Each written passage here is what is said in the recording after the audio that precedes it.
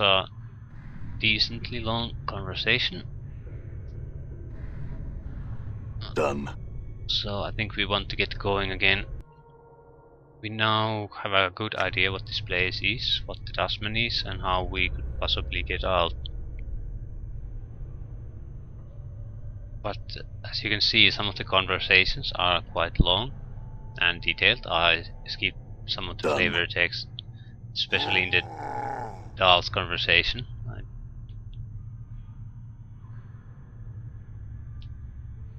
Okay, another special zombie 1664. The corpse looks like it is serving as a librarian, for it's carrying a huge stack of books. Examine them. Books appear to be old mortuary letters, none of them of any particular interest. As you surf through the text, however, you notice a loose page folded between two of the books. You are suddenly struck with the feeling that someone tucked it there to hide it. Yeah, we'll take the page. The page doesn't look like it belongs with the letters, it looks like it belongs in a logbook. The chair is clean as if with a knife, so you suspect the page was removed on purpose. You read it. You take a moment to read through the page. It's a list of dead bodies brought to the mortuary and locked into the receiving room. All the entries appear to be recent arrivals. Okay, that's all the thing that... Yeah, zombie doesn't have anything else of interest. Okay. And this is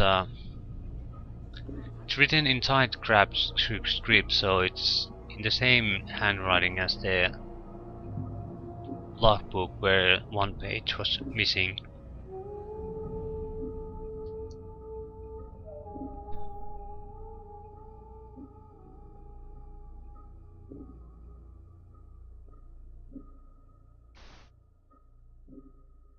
Look at the entries. My own entries should be here.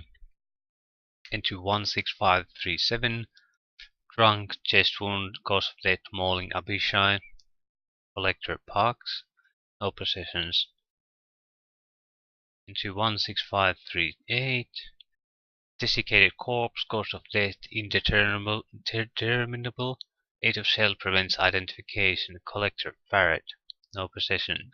Stripped, knife marks evident from dissection. Okay. 16539. Scarred shell, that's probably us.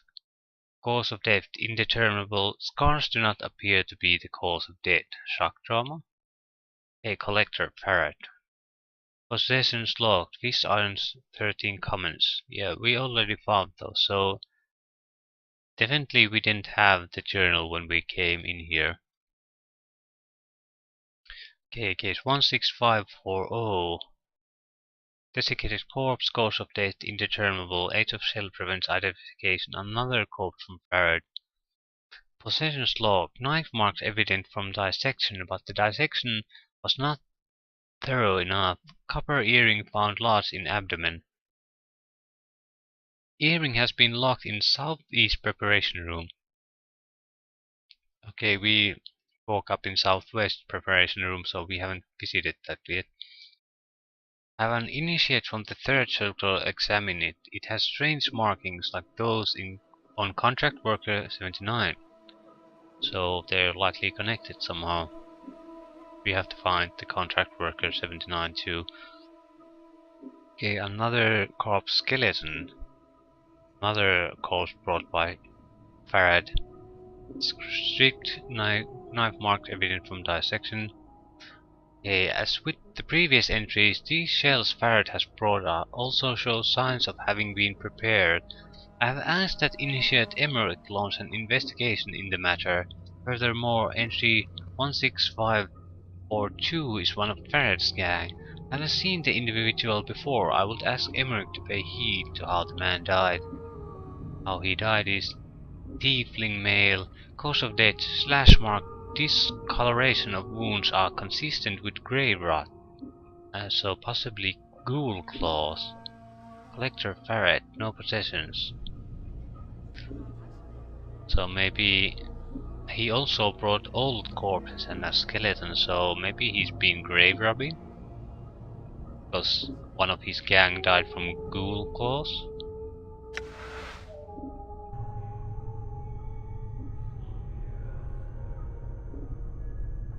Done. Yeah, it doesn't seem to be anyone else Done. here. We'll continue on. Half of this level is now searched. Not many people, mostly zombies. Yeah, and here's one. Iveen. Another one. We'll do a quick looting of this room. Start with. All Then right. go through the zombies All right. and only after that we'll talk to the woman. Yeah, doesn't All seem to right. be much of interest. Zombie 985. Okay, has stopped dead in its track. Judging from the condition of its left leg, it looks as if some sort of tomb rat or corpse mold has eaten through its knee. The corpse is wobbling unsteadily back and forth, trying to keep it balanced. Yeah, I'll give it a push. But you might not want... Yeah. There's a crack from the corpse's left leg, and the body falls like a dead tree. Its torso strikes the stone flagstones and shatters like a rotten melon.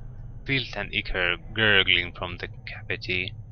To your surprise, no one seems to have noticed the corpse's collapse, and even stranger, the left leg remains standing where the body was, as if at attention. After a moment, the leg falls over with a wet thump. Yeah, as you gaze upon the putrefied remains of the corpse, you notice that its left arm seems intact. It has snapped from the torso during the fall, and it doesn't appear to have been touched by the tomb rot that had spread through the rest of the body. Yeah, actually we can take it and use it as a club. What? Yeah, if you need to, you could either use it to shake someone's hand from a distance or use it to bash their skull in.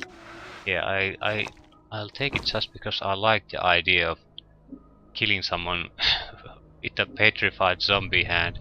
All right. Okay, zombie 506. Okay, he has a lot of stitching across his body, so we'll examine the stitches. The stitches encircle the corpse, running from its arms, across its chest, up its neck, and into the damp mass of white hair. As you follow the crossroads of stitches, you notice someone has jammed a needle into the corpse's forehead. The needle is attached to a thread sticking up the side of the skull. You could probably unravel it if you had something. Yeah, we still have the scalpel. Yeah, it seems to be we need.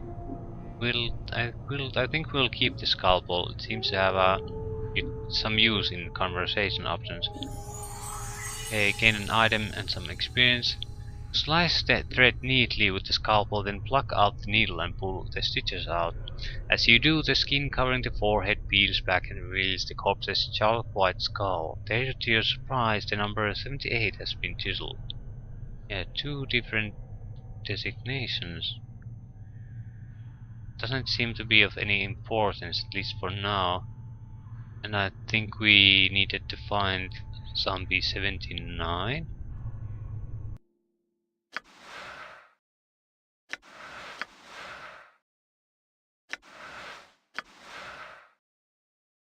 Was it this? Yeah, 79, so not 78. I don't think we need the logbook anyway. Oh, logbook page.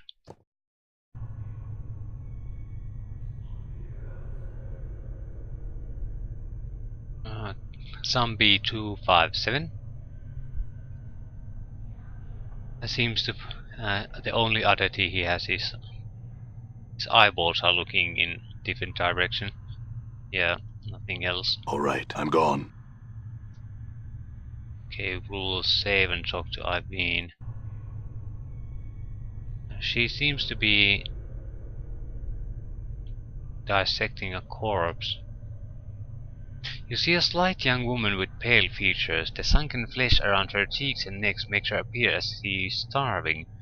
She seems intent on dissecting the corpse in front of her, prodding the chest with her finger. The woman does not respond. She seems too intent on the body in front of her. As you watch her work, you suddenly notice her hands. Her fingers are talons. They are darting in and out of the corpse's chest cavity like knives, removing organs. Yeah, what's wrong with your hands? Woman makes no response. Updated my journal. Mortar interjects. She's a tiefling, Chief. They got fiend blood in their veins, usually cause some ancestor of theirs shed knickers with one demon or another. Make some of an adult in the head and adult looking too. Okay, we'll tap the woman. The woman jumps and whips around to face you. Her eyes are a rotting yellow with small orange dots for pupils. As she sees you, her expression changes from surprise to irritation and she frowns at you. Greetings? She doesn't seem to have heard you. She leans forward, squints as if she can't quite make you out. Whatever is wrong with her eyes must make her terribly nearsighted. You! She clacks her taloned fingers together, then makes a strange motion with her hands. Find thread and embalming juice. Bring here to Ivy. Go, go, go! Okay. Updated my journal. Yeah, she doesn't actually hear us. She gave us a quest though. I think the dust digit might be a bit short of hearing shift. Let's lay off, shall we? Yeah. We have needle and thread already. We need embalming juice.